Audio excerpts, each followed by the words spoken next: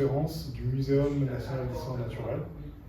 C'est-à-dire que je n'enseigne pas à l'université, mais je donne des enseignements au sein du Muséum d'histoire naturelle. Et je m'occupe aussi des collections,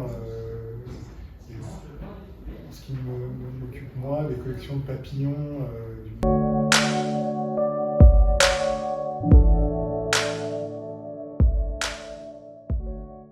Gamin, avant petit, j'adorais les papillons.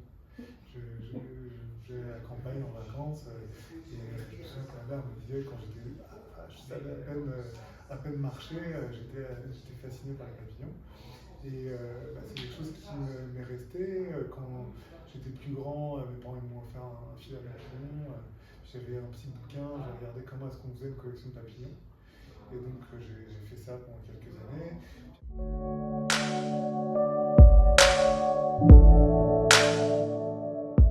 Après, le choix de mes orientations d'études, j'ai envie d'étudier les papillons. Je me suis orienté vers la biologie et j'ai commencé des différentes études à Jussieu d'ailleurs, pas loin d'ici. Et puis, en fonction de ce que j'ai pu suivre comme cours, je me suis orienté plutôt vers la biologie de l'évolution. C'est-à-dire qu'en termes de recherche, le groupe sur lequel je travaille actuellement, c'est les papillons, mais en termes de questions de recherche, ce qui m'intéresse, c'est l'évolution. Et l'évolution morphologique, en particulier, de la morphologie, en particulier des ailes des papillons, les couleurs, les formes, etc. La morphométrie géométrique, c'est des analyses mathématiques de la forme des objets. Et j'ai continué, j'ai fait une thèse de biologie évolutive à Montpellier.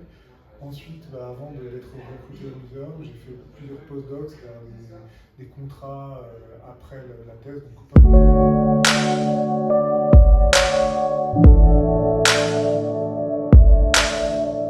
Les objectifs de mes recherches, effectivement sur les ailes de drosophiles, c'était pas lié au changement climatique, c'était vraiment de la biologie évolutive fondamentale. Quand on parle de recherche fondamentale, c'est une recherche qui a pour objectif d'augmenter nos connaissances. Point. C'est pas dans une visée à être appliquée à des questions qui sont plus ou moins importantes pour la société, c'est vraiment comprendre le monde. Et donc j'ai beaucoup travaillé sur l'aile de drosophile. C'est un organisme, c'est une structure plutôt, un trait qui est intéressant parce que c'est un trait qui est extrêmement stable. En fait, quand vous comparez différentes espèces de drosophiles, c'est exactement la même forme.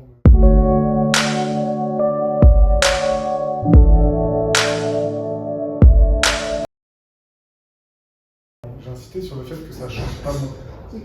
C'est un truc qui est assez remarquable, c'est ce qu'on appelle une stase évolutive. C'est un caractère qui, si vous comparez des espèces qui sont assez éloignées dans l'arbre phylogénétique, c'est l'arbre vivant, qui peuvent être éloignées de plusieurs millions d'années, c'est-à-dire qu'elles ont un ancêtre commun mais qui est très lointain dans le temps. C'est-à-dire que c'est des groupes qui ont évolué complètement séparément pendant des millions d'années. Quand vous regardez la forme des ailes, c'est remarquablement similaire. Et donc sur la morphologie des ailes de drosophiles, quand vous les élevez au froid, donc quand elles deviennent plus grandes, les ailes ont tendance à être plus allongées.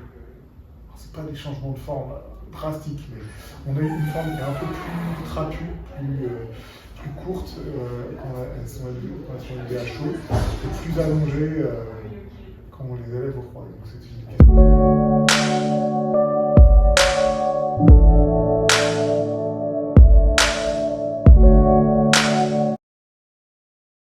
C'est pas exactement le camouflage, parce que le camouflage, c'est quand vous passez inaperçu.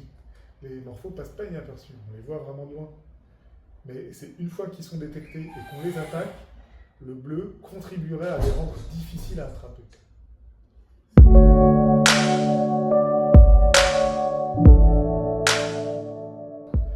Accéder à une carrière académique, c'est très difficile. C'est un euphémisme, vraiment le conseil, c'est déjà de bosser. Ça, c'est sûr que le niveau de sélection est tellement énorme que si vous n'êtes pas super fort, vous n'avez aucune chance de passer, donc il faut bosser. Et après, il faut essayer, dans la mesure du possible, de profiter, de prendre du plaisir à